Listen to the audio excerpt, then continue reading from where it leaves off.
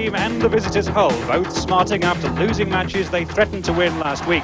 And for Halifax, there's the memory of much better times just 7 months ago. They came in their thousands to welcome home the team who just added a Wembley Cup final triumph over St Helens to their championship win a year earlier. So for a club with such pride in its record, their struggle to find their form this season has been a bitter pill to swallow. And no one's more keen to put that right today than Graham Eadie, their Australian captain. David Watkins. He's a former Manly and Australian Test full-back, 20 caps to his credit, one in a long line of great players produced by Australia. Possesses a rock-like defence, as many of the opposition will testify. A powerful runner, always prepared to link up in attack. Shattered a try-scoring record for a Halifax full-back last season with 20. A steadying influence on the team, a true professional with good discipline. The opposition today, a club who've just put 9 players on the transfer list. So will that have any effect this afternoon? No, it won't affect the lads in any way. I think they're coming here quite confident today. Has it affected the mood at all? No, because the majority of them lads that are playing are a second teamers or lads that's been out of the team a while. Has the overall mood of the club improved? Because you're a great club and yet one that's been struggling all season, really. Still are a great club and, we are struggling a little bit for cash-wise and that, could do with a bit of an injection here and there. Overall, the morale's good and some good players. Well, if Len Casey's optimism is to be justified, much will depend on this man, the Hull captain, James Lulai. A New Zealand international as long ago as 1980 and a boulevard favourite. A prolific try-scorer and a big occasion player, scored on both his Wembley appearances. Possesses pace and a wonderful sidestep. A versatile player, can and has played full-back, centre and stand-off half. But today plays in his favourite position at centre. Well, watching the action from the stands just as closely as David Watkins will be Wilf Paish. You probably know he's coached such athletic stars as Tessa Sanderson, Mick Hill and Peter Elliott. You may not know his role here at Halifax. Well, basically, I'm the person that controls the fitness. I train the players, certainly once a week, and during the game on a Sunday, I do an evaluation of the game to try to show the players exactly how many tackles they made, how many they missed, how many balls they dropped, this sort of thing. Quite an interesting aspect of the game, which also is related back into the fitness aspect. Well, talking of fitness, Graham Eadie passed a test on an injured hamstring this morning and plays at fullback. And the 2 first-choice wingers, Taylor and George, are back for Halifax. Hull have one late change from the team who only lost 26-22 at the Leaders' Witness last week, with Andy Dannett back after a 4-match suspension in place of Alan Tomlinson, who's picked up an injury. The backs on form, McCaffrey and O'Hara, have each scored tries in the last 2 games. And this chap got a try or 2 in his playing days with Halifax. His name, George Holroyd Helm. Today, as ever, his grandson, young John Helm, is our match commentator. And I'm sure my dear old granddad would love to have been here today at Thrum Hall. There's been nothing better in recent years than the resurgence of Halifax Rugby League Club.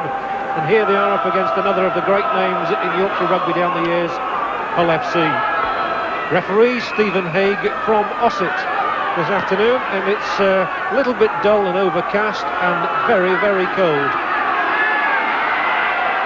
Halifax kicked off. David Watkins, let me bring you in immediately. What do you think is going to happen today? Well, both sides need to improve their record, and I'm sure both sides will be out today to win. It's going to be tough and hard. Halifax fighting after their Wembley triumph last year, but Hull also know what the task is and looking for former goals. And believe it or not, Hull are about to make a substitution already due to an injury. Devorty flinging that one out, and that was a bit sloppy. Did it go right in the hole, but then O'Hara made enough of it, and Wilkinson's won the ball for Halifax. Robinson now. Dixon breaks through 2 tackles.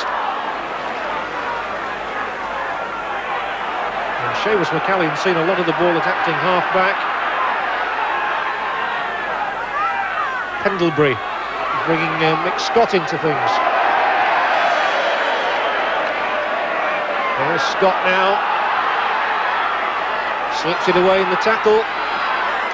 Enterprising stuff from Halifax. Still searching for that gap. Pendlebury hoists the one up high towards the whole line. And this requires a good take, and is that going to be a try or not? The ball was knocked forward, I think. And absolutely right. The referee, Stephen Haig, was right on the spot and absolutely right. Superb kick up and under here, which is, as I say, putting the pressure now on this Hull defence. But the referee being there, the ball was knocked forward there by a Halifax player. Taylor He's seen plenty of the ball, and Taylor almost getting away from the tackle of Paul Wellenman. Taylor back in the side, didn't play last week at Widnes.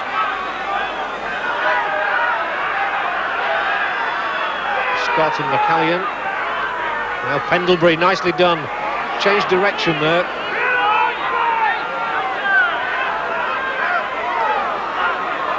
And this young man Robinson very much involved in this. Graham Eady will surely be a try if Wilkinson comes inside and gets to the line. He's there, I think.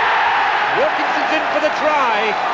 And it was all made, first of all, by Robinson, and then the brilliant timing of Graham Eady coming up in the line. Well, that's really what it's all about. Halifax now trying to have their early supremacy on the side. And we see a quick play of the ball here. Now look how Eady comes into the line when he comes into this line. He comes in and really bursts through the cover defence, draws the man, and Wilkinson wisely comes on his inside to cross after being held nearly on the line by Dana Harder. A good try. Well, this should be a simple enough kick for Colin Whitfield. That's exactly what he's got to do. The ball nicely planted on top of that sand, and in the words of the golf song, straight down the middle. So a 6-point lead for Halifax. That's Ian Wilkinson. Soccer player he was to start with at Scunthorpe United. Anyway, very much a rugby league player these days, and he's got the first try of the match.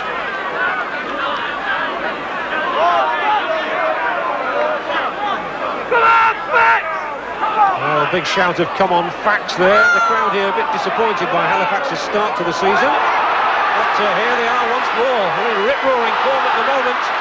Some tremendous running. And Chris Anderson, I know, is desperately keen for his team to do well here today in front of the cameras. Oh, and good play from Colin Whitfield. He's just got the one man in front of him. Jigs inside, looks for support. It's tearaway stuff from Halifax at the moment. Mick Scott's up here, bursts through one tackle, slips the ball inside. Well, this is really lively, and Hull are having all on to defend their line at the moment. Pendlebury, good pass of a ball, inside is Neil James. Still James, and he's literally held up an inch short of that line. Great stuff from Halifax, David Watkins. Oh, marvellous, and this is the thing, they've scored early on, they know what they have to do after last season. Winning the cup is something big to stand up for, but I mean, they are putting the pressure on this Hull side. Hull having to travel here in the same position as Halifax, in the lower regions of the division, and they really are ramming home their advantage. The man in your picture there, number 15, Neil Buckridge. I think you've got to feel a little bit of sympathy for Hull to lose an important player like Andy Dallett at such an early stage of the game.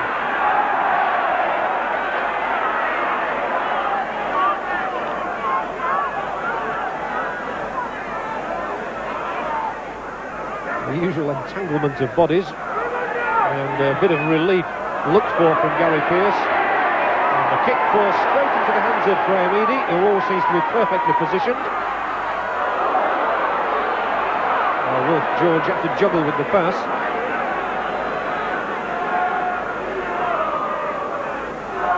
Now Taylor's gone right across there. Strange place to find the right wingman in at this stage of the game.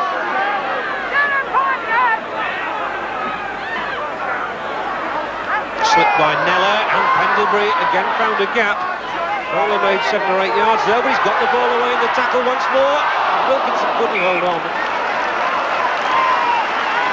So once or twice, Halifax have got passes away in tackles, which perhaps they shouldn't have been allowed to do. Well, yes, it says much for them. The Hull defence are really creaking somewhat with an all-out assault by the Halifax side. But they are playing good football, and they are backing the man with the ball.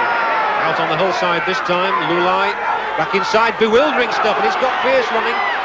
And a long ball outright, which is taken on the bounce by Eastwood. Comes inside George, still going Paul Eastwood. So Hull obviously showing that they're just as willing as Halifax are to throw this ball around, and the touch judge is on. Well, restarts with a barnstorming run from Puckering. Very promising young player. He's just had a broken jaw, Neil Puckering, but now back happily. It's a wonder more players don't break the jaws at this game, I always think. Nicely done by Devorty, and the supporting forward was Wellham. So better moments for Hull these as Patrick gets the ball away and the inside pass was taken by Brooks. So certainly been some respite in the last few minutes for Hull. Pearce, long ball out for Bass. Oh, and he's got the ball inside for Lualai as well in the tackle.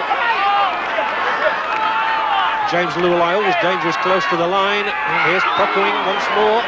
Eager for work, but that's the handover. Well, there's no doubt every time James Lualai has the ball, 2 or 3 people, Wilkinson in particular, keeping a close watch at him, but it just shows how dangerous this player can be whenever he has the ball, that Halifax have to put 2 or 3 players on him.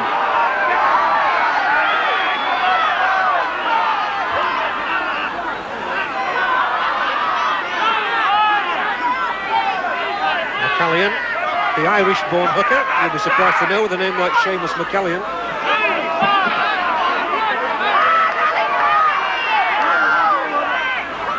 Pendlebury, nailed that time by Wellham. Acting half-back once more, Robinson. And asking Whitfield to give Halifax a bit of relief and a kick upfield. Put the ball firmly into touch. You can see from the touch judge's flag raised what a good kick it was. Brilliant kick, and he no doubt has benefited from playing out in Australia in the summer.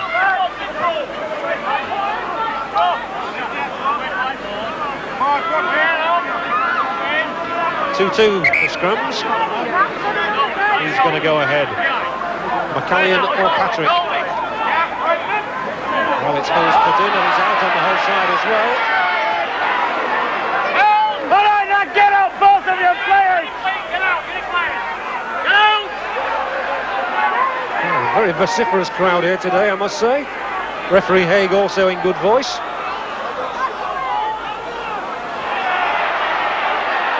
Patrick impersonating an ostrich there. Now Fletcher.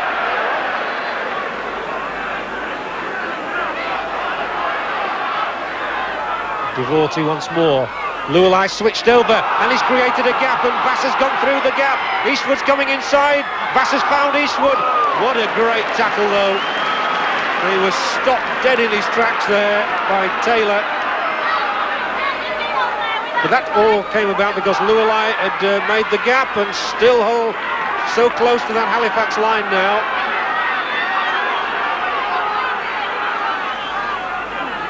Patrick.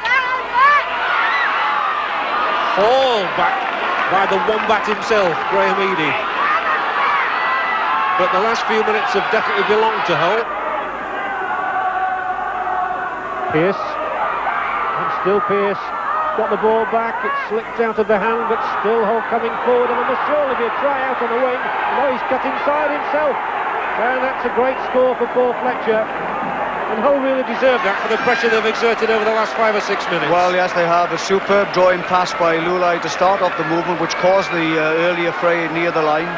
But the ball coming out now from the play, the ball out along the line. Superb long balls, and Pearce flips up another ball here, and that's good play. Although it was missed the first time, no doubt this just goes, the backing up is good. A good catch and take there. Out here now to Fletcher. Now Fletcher draws the man. See how he goes. The wing doesn't know which way to go, the result of which makes it an easy try for him. Here we go. It's really good handling here, isn't it? And taking the man out of the ball, and Fletcher's left with an easy choice here. He knows it's a difficult position for a wing to be in. A good try. Paul Fletcher's 7th try of the season. Surprisingly, I would say, from that sort of range, the goal is missed by Gary Pearce. Well, that was sad, because that would have 6-6, and there's no doubts at all about it. When you come to Halifax, and I've been here a few times, when you're playing down the slope, it's an advantage, and Halifax will be a little disappointed at this stage of the game to only be 6-4 ahead. Steve Smith is on as substitute, and the man who's gone off is the Australian fullback, Graham Eadie. Graham Eadie, I'm sure, will be disappointed to be off this early in the match. But Colin Whitfield, meanwhile, has teed himself up, and it's a fairly straight kick, but unfortunately the ball doesn't want to take part.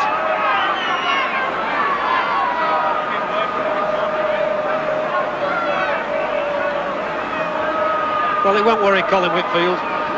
He's created a club record 298 points for the season last season. And now we can go behind the posts and see if the ball comes sailing through.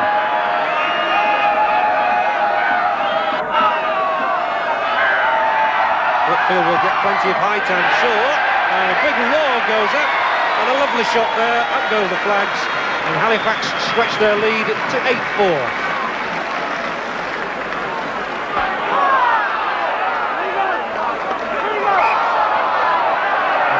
To Halifax, and right on the stroke of half-time.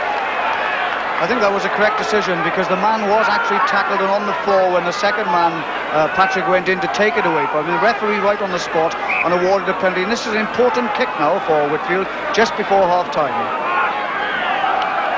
Yes, it could give Halifax a 6-point advantage. And psychologically, it's always better to have that cushion. Well, he was successful with his last kick, which was much straighter.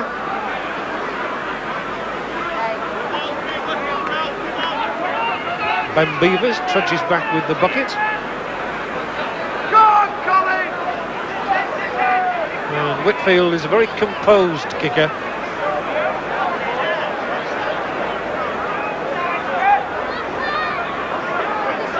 Joined from Wigan, and of course had that season with Canterbury Bankstown in Australia. And did very well down there.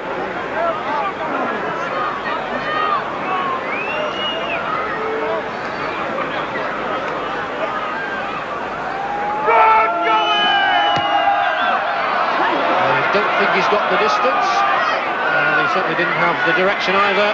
Lualai took it on the full. Oh, Nohara, what a terrible mistake! Oh, that was an awful mistake, and Robinson is clattered there on the head by McCaffrey. He really took him out. That was a very bad head tackle. Oh, that's one of the bad parts of the game. Some people say instant reaction, but I think there is no need to fling your harm that eye. Serious head injuries can have come from that. And Hull, I suppose it was the only way they were going to protect their line from another try. It was a desperate mistake between Lualai and O'Hara. I'm rather surprised, actually, because James Lualai trying to play the ball here, knowing there's only a few minutes before, gave Dane O'Hara an impossible pass. And, of course, he came onto it straight away and picked it up. And watch this now.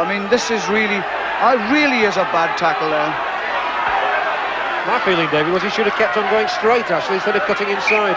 That's why it's quite incredible. A lot of people do want to come inside all the time instead of using the open space on the outside.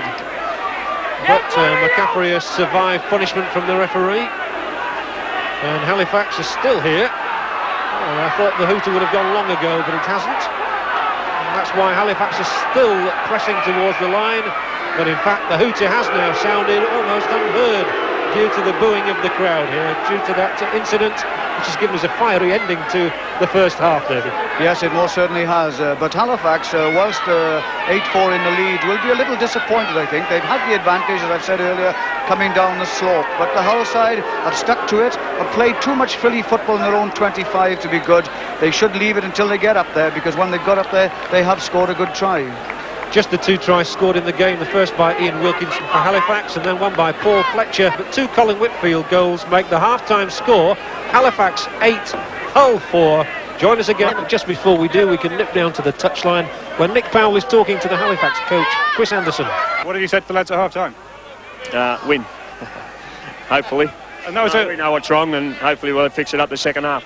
Tremendous tackle just stopped you getting a second try just before the end. I wouldn't call it a tremendous tackle. What would you call it? I think he's very lucky to stay on, the boy. Chris, thanks very much indeed, and back to John Helm in the commentary box. Well, I have to agree with Chris Anderson there at the start of the second half.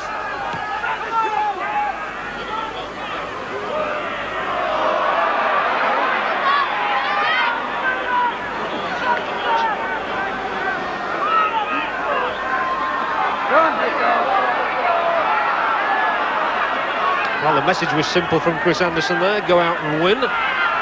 I would imagine that's what all coaches tell their teams to do, but there are ways and means of doing it, of course, and Halifax having to play uphill in this second half.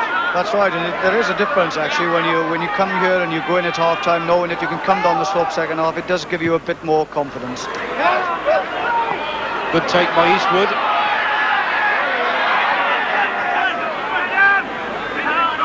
And in the scrums in the first half, I'll just come out on top. Sean Patrick's had a good game, but none against the head.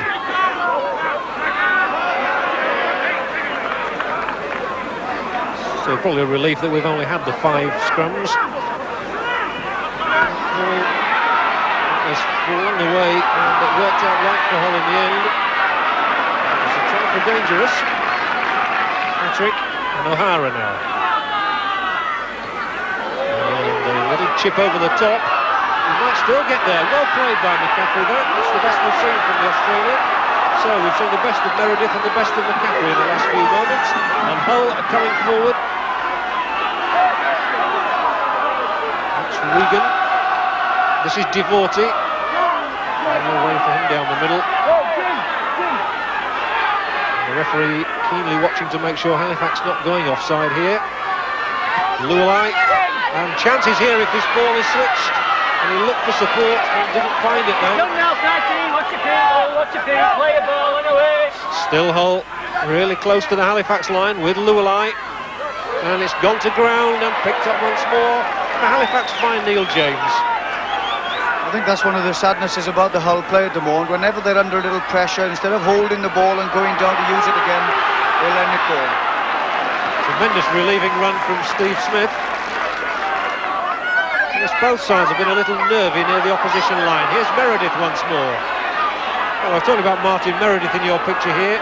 He only survived 30 seconds of his debut game against St Helens, cracked his ankle, and has come back. This is only his 5th game. That was the best they've seen of him. Whitfield plunges forward.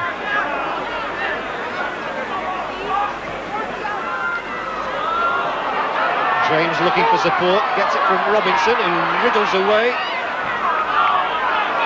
Last tackle. And the kick again from Whitfield. It's gone straight into the hands of Hull's try-scorer Paul Fletcher, who's running wide and now straightening up. Well tackled by Nella, who's done a good tackling stint. Lualai, very much the elder statesman of this Hull side, he's trying to inspire his team. Lualai, the man here with the ball, scored some memorable tries for the club.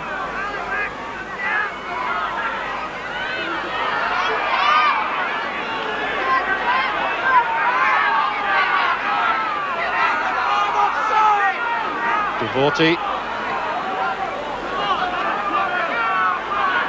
Well, we've only had the 2 tries in this game, and there should have been more, but for a bit of panic close to the line each time, and McCaffrey this time taken out, throws the ball back. That was quick thinking by McCaffrey actually. Regan has slipped it back inside, and this is much better from Hull, and support here, and a great chance of a try for Hull, and it's a try for Sean Patrick under the post, and that was created through the tenacity of McCaffrey, really. Yes, McCaffrey really did well there. Patrick has been injured in scoring the try, and there's some concern. His persistence here, going through into the tackle. Now watch McCaffrey come through. Gary Pearce, first of all, with the ball, pushes off one tackler, pushes off another, pushes the ball out, and Patrick takes it on well. How well he runs for a hooker. Super try. Pendlebury as ever back there, but can't stop him. Sean Patrick's 4th try this season. He was the player of the season last year. He has been in good form. And now then, can Gary Pearce got his first points of the afternoon? Up go the flags. And Hull not only back in this game, but in front. Really good persistence here. They're coming through, moving the ball. This James Zulai again, getting more into the game now this half. Moves the ball well, pushes off here. That was good. Released the ball in the tackle, took men out, well picked up in the loose again. The forward goes through, breaks the tackle, pushes it inside. And look at Pearce pushing people off, big at the top, and this is good for him. This will do his confidence of power of good. And Patrick, as ever, backing up, speeds away. Pendlebury can't hold him.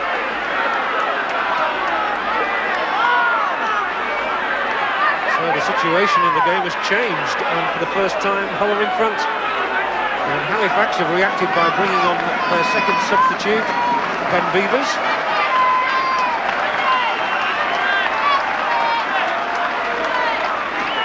It's Neil James who's gone off. You'll quickly spot Ben Beavers. There he is, because he's in the whitest strip on the pitch. Very experienced player, Beavers. Great roaring start from him. The first time he touched the ball. And Beavers has been from Hull since 1980, an Ovenden lad. But we've got a different game on our hands now. Hull in front. Beavers once more, so they're asking him to earn his money straight away. Robinson. And you can see just how close Halifax are to the Hull line. The question is, can they do anything with the ball? Chris Anderson will have been working on a lot of tactics during the week, I'm sure. Halifax had a training session only yesterday morning, just to sharpen up. And the ball flung along the line. Nella couldn't get it out. And what's more, he's lost it. So again, the ball going to ground just when Halifax needed it most. That's right, they came with a bang then from that kick-off. Caught, in fact, by Whitfield straight from the kick-off, which took Hull by surprise, but they couldn't capitalise on it. A word about Gary Pearce again, David. He helped to make the try, obviously, there. And there he was in the picture with you, and he's done quite well in this match. That's right, it's no good. It'll do his corners a lot of good. He used his body weight to push off. And Devorty has got that ball away, and there's another try here for Hull in the corner, I think, unless George can nail him. He's over all right, he's Eastwood. And all of a sudden, the game has been transformed, and Halifax, from being 8-4 in front, find themselves trailing 14-8. Well, they took a lot of pressure, did Hull, after scoring those points. Halifax couldn't score, and it came away, a strong burst here, and Devorty takes the ball and gets away with it well. That's why he's a Great Britain prospect. A marvellous pass, leaves the wing centre, draws his man, and look at that for good rugby. Super try.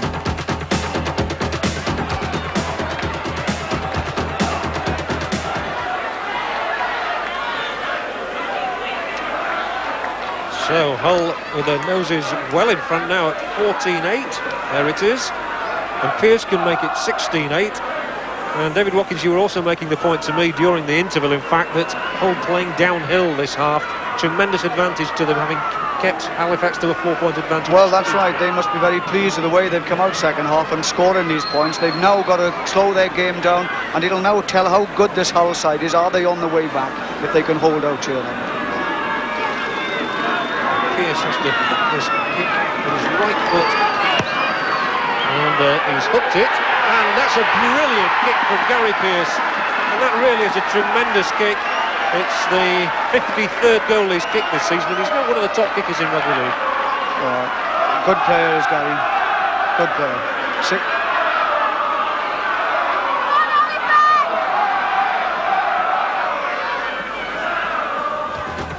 Well, Hull had just taken a lot of pressure off Halifax, and here they are breaking out the defence. A marvellous pass by Gary Devorty, and of course the centre play at his highest level now by Bass. A good pass out then to Eastwood on the wing, and Eastwood finished it off as a true wing should.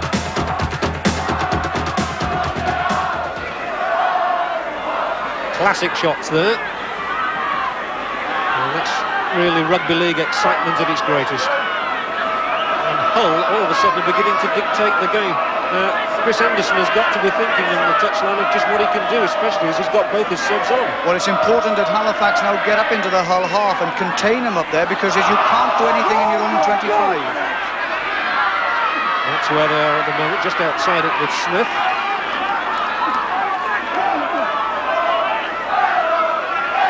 Well, Hull now have been playing well recently. Whitfield's made a half break here. Hull have been playing well enough, only just beaten Widnes last week. And the feeling at the Boulevard was that they were due for an away win. But I'm sure that Halifax will still be hopeful here of taking the points, even though they're 8 points down, and they've got Paul Dixon careering through.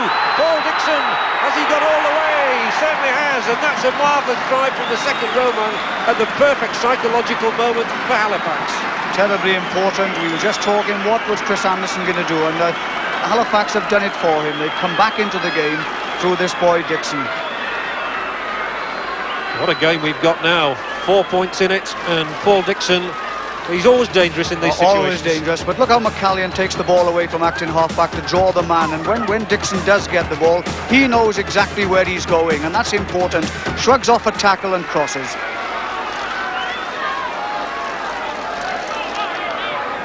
This is 4th try of the season, and what a good acquisition he's been since he joined Halifax from Huddersfield, and another who had a stint with Canterbury Bankstown. And goal kicker Colin Whitfield has to do what Gary Pearce did just a couple of minutes ago. Just plonk it straight between those posts.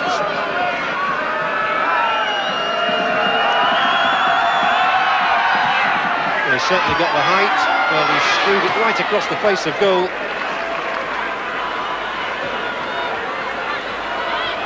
(16-12) it is. But by no means over this game with a 4-point try, of course. And Tim Wilby at last has got on the field. There he is. Interesting character, Tim Wilby. He's played rugby league in France and in Australia, and in fact has acted as an agent in bringing players across here. Trying down the middle this time, Pendlebury. Just retained possession.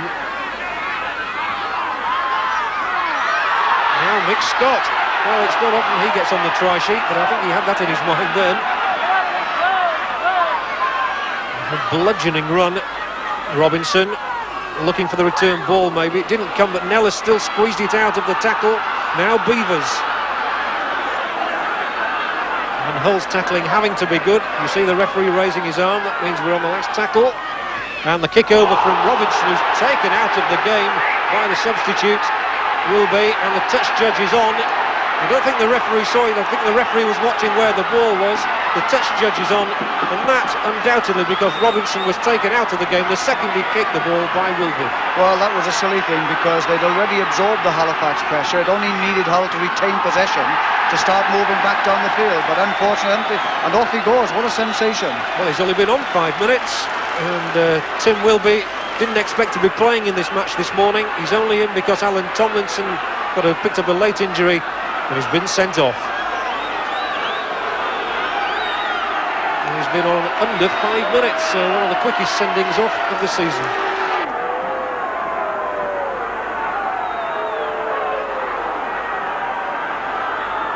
So he's into the dressing room. The play goes on, and now Hull really do have to defend down to 12 men.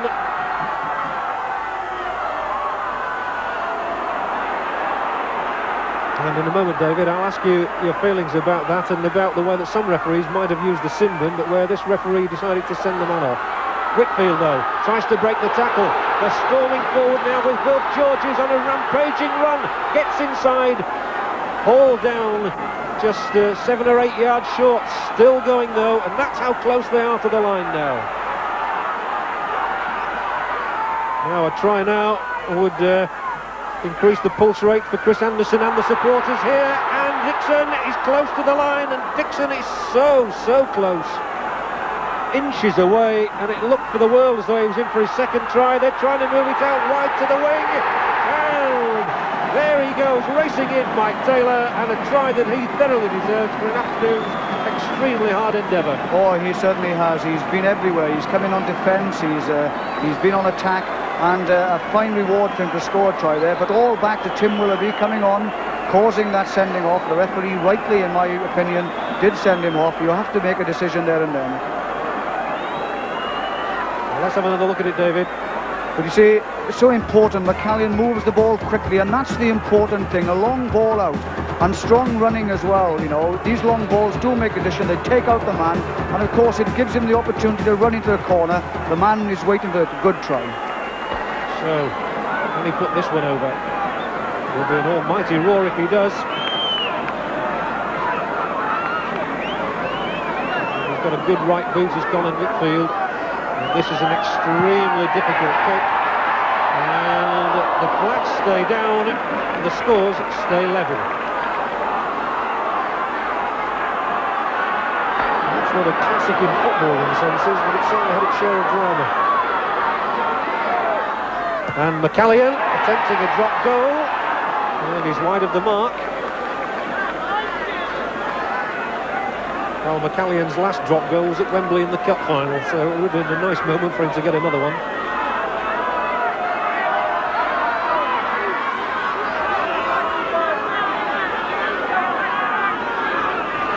Still Hull keen to get Wellham on, but at least they've got the ball at the moment with Devorty.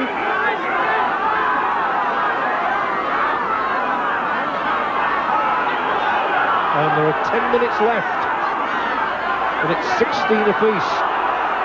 Hull have got the ball, and they're flicking it around at the moment, just trying to find an opening down the middle. And it's a strange old game is this, when Hull got 2 tries, so they seem to be storming away with it, and Halifax have come right back, despite the fact they're playing uphill. Well, that's one of the problems they have. There's a little ill-discipline, and the ill-discipline cost them, was quite costly. So 12 penalties in the game so far, and Hull have conceded 8 of them.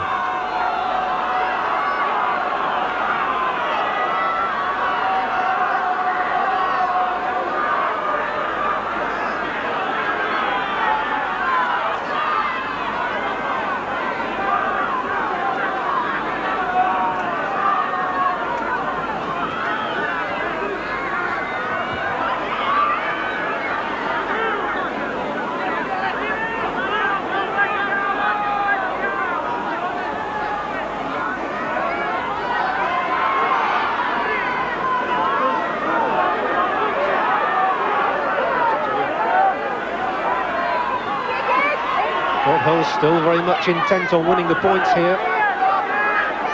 With Lulai at the acting half-back. Lulai's only got 1 try this season, so perhaps he's due one. And now, of course, the usual ploy at this stage of the game with the scores level, either side thinking of a drop goal, but Gary Pearce is trying to go all the way himself, and he's still going, Gary Pearce, and what's more, he's got Dana Hara over in the corner. Well, that's quite extraordinary. Everybody was really looking, I think, for a Gary Pearce attempted a drop goal, but his running was so tremendous, he was determined never to let go until the vital moment, and he's got Dana Hara over for the 108th try of his career. That was a good try, because Gary stood back from the play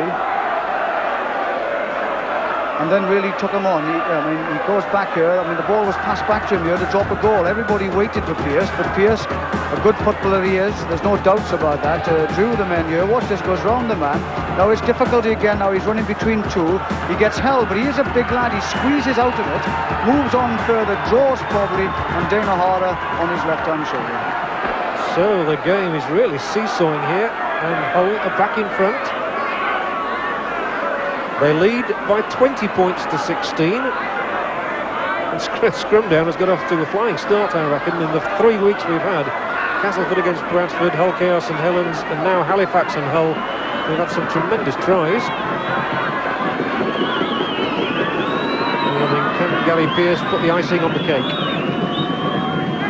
He's kicked one beauty. Fails it round. Not quite this time, though.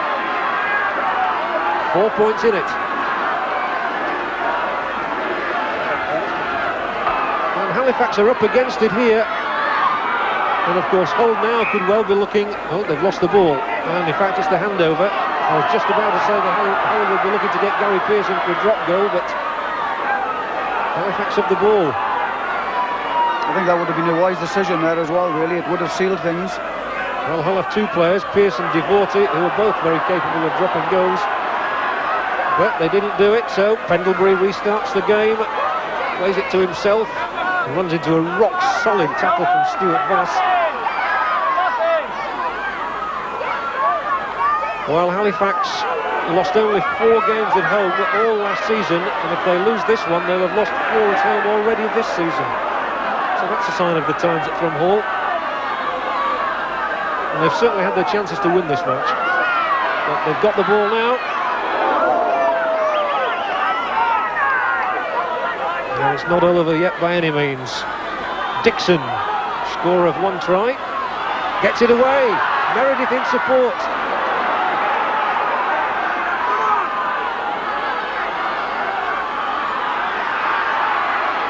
Colin Whitfield's taken out this time. Again, the whole train is on the pitch at the moment.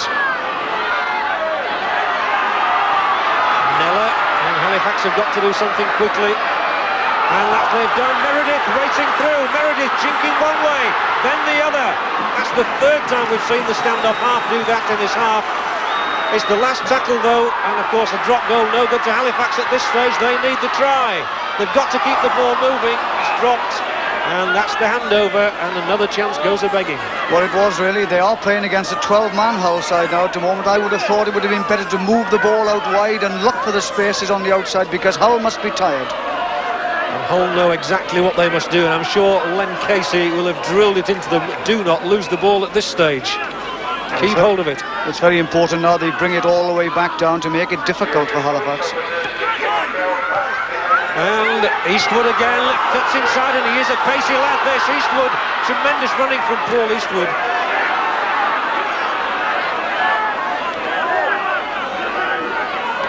Devorty acting halfback. McCaffrey flings it wide. They're trying to create space on that left side for O'Hara again.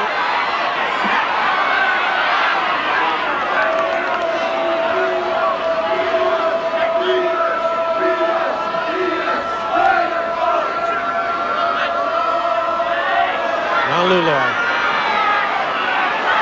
Sensible play from Lulai, just hesitated and held the ball, and now a chance of McCaffrey. That was very intelligent play from James Lulai, and here he is once more. He's been a very strong candidate in this second half.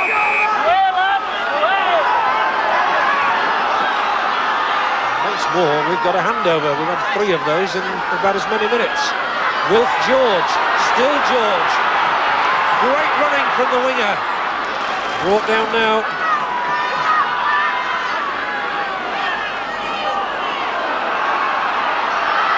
Well, only seconds left on the watch, but Dixon's away. Paul Dixon, are we in for a thrilling finale to this game? Dixon now finally brought down. If he could have got the ball away there would have been a try, I'm sure, but the support was just behind him. But a penalty given. Halifax have to run it. Only seconds left, and it's Pendlebury taking it on himself. Well, can Halifax pull this one out of the bag? They're 4 points behind, and we're coming towards injury time. The hooter must sound shortly, but Halifax is still there, determined to keep that ball moving. They've lost it, and in fact the hooter goes, and Hull have won by 20 points to 16, and disconsolate Halifax. And Hull coming back in the second half with those tries from Sean Patrick, Paul Eastwood, and finally from Dane O'Hara. And Dane O'Hara is down on the touchline with our man Nick Powell. Dane, congratulations, quite a finish, and your 3rd successive match-winning try. Yes, that's right. The boys had an uphill go here. Yeah, we've lost the last couple of games, but the boys came back and played brilliantly today. We hope that this is a stepping stone for better things to come for the team. We're back on the ladder. We're going all the way up to the top 8. A 4-point margin in the end then, with Dane O'Hara's try there, the clincher. 2 important goals from Gary Pearce as well. So the early birds really are singing tonight, and I mean that literally, as we'll find out in the dressing room as we join David Watkins.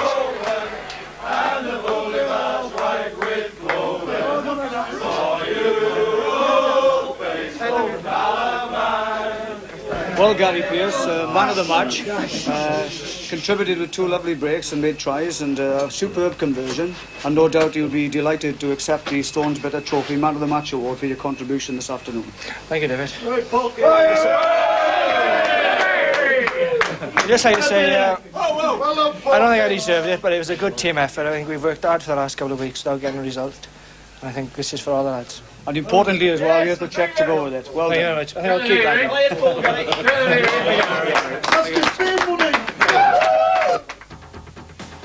It was interesting that Seamus McCallion won the scrum 7-3, but for all that possession, it was still Hull, of course, who won in the end, and Sean Patrick, their hooker, had a tremendous game in the loose. And really interesting, the fact that neither hooker managed to win 1 scrum against the head. As far as the penalty count was concerned, that was interesting. Hull had a player sent off, another perhaps lucky to stay on, and they conceded twice as many penalties. There were a few fumbles, a few dropped passes as well. Generally, though, errors in play, ending even, 12 apiece. Well, it was indiscipline that nearly cost Hull the game this afternoon, when late in the second half, Tim Wilby, the late replacement who had come on, was sensationally sent off for a high tackle on a Halifax player, which resulted in Halifax having a penalty and a further 6 play the balls. They moved the ball quickly to the right for Mark Taylor to squeeze in at the corner. Colin Whitfield had to kick the goal to take them in front. He failed and the scores remained level. Hull, now down to 12 men, attacked with some good passing movements down the middle of the field. When Pearce, with the only minutes of the game left, dummied to drop a goal, decided not to, ran down the short side, shrugged off 2 tackles, passed to Dana Haar on his left-hand side and crossed for what was to be the winning try. Now let's go over to Wilf Paish, the Halifax statistician. Wilf, based on the information you collated, what conclusion have you come to? Well, basically that our forwards didn't do enough tackling. The front row in particular, they were quite well down on the number of tackles they normally make. They're usually up in the 30s and they were down in the 20s. Also, there's a few important missed tackles that they didn't catch their man and allowed them to go through and score. I think we had enough opportunities of attacking rugby to have easily won the game, but we didn't get it this year. So the forwards take the blame. Is this unusual? It is symptomatic with the pattern of play that we've got at the present moment, I'm afraid. We badly miss Chris Anderson when he was on the field, and the way he directed all of the play, made sure the forwards were in the right places, made sure that the attacking moves were set up. And we miss him, and we're struggling for someone to take his place. So it's something you'll be working on in training during the week? Well, hopefully, yes. Then all that I do is the fitness training. That's up to Chris to get the pattern of play sorted out, but we've got to get it right pretty soon. Well, thanks very much. Now here's Nick again with the rest of the day's results. Thank you, John. And first, the Stones Bitter Championship. Castleford 14, Salford 0. Harder than the score might suggest for Cast this one before Beattie and Ward's tries sealed it. Halifax 16, Hull 20. So Hull, having lost by 4 points last week, win by 4 this time. Dane O'Hara scoring for the 3rd successive match. Hunslet 8, Bradford Northern 24. Second win in a row for Northern, who haven't lost to Hunslet for 20 years. 5 tries, Stewart, Ford, Hill, Simpson and Mercer. Lee 13, Hull KR 6, fast and furious, and Steve Smith's early try put Rovers ahead, but Lee came back with a try and a drop goal for Mike Ford, whom Oldham of course are keen to sign. St Helens 17, Warrington 14. Saints bouncing back well after that defeat we saw at Hull KR last week. Tries from David Tanner, Andy Platt, and yet again Les Quirk. Swinton 12, Widnes 52. No stopping the leaders. 2 tries each for Kurt Sorensen and Phil McKenzie, and that man Martin O'Fire scored his 21st of the season. There's the second division. Barrow 18, Oldham 14. Oldham perhaps with half a mind on that John Player semi-final next week. Dewsbury 22, Bramley 24. Doncaster 12, Featherstone 27, and there David Noble continued his remarkable run. 2 more goals for him. Keighley 33, Fulham 10. Mansfield 10, Huddersfield 8. Rochdale against Wakefield postponed, a frozen pitch there. Runcorn 23, Batley 18. Sheffield 45, York 16. And that's what today's results have done to the championship table. Widnes a point further ahead there at the top, and Bradford Northern up to second. The top of the second, Sheffield, the new leaders, and Barrow leapfrogged over Oldham by beating them today. And Wakefield might just claim that the frost at Rochdale cost them a possible share of the lead. Well, we're having a Christmas break over the next fortnight, but in the new year we'll be back with a bang. It's Hull against Hull Kingston Rovers, and some great action in store, I'm sure. That's at 10:30 on January the 3rd. And let's see if they can reproduce the thrills we've already seen in just 3 weeks of scrum down. From Halifax, a very good night.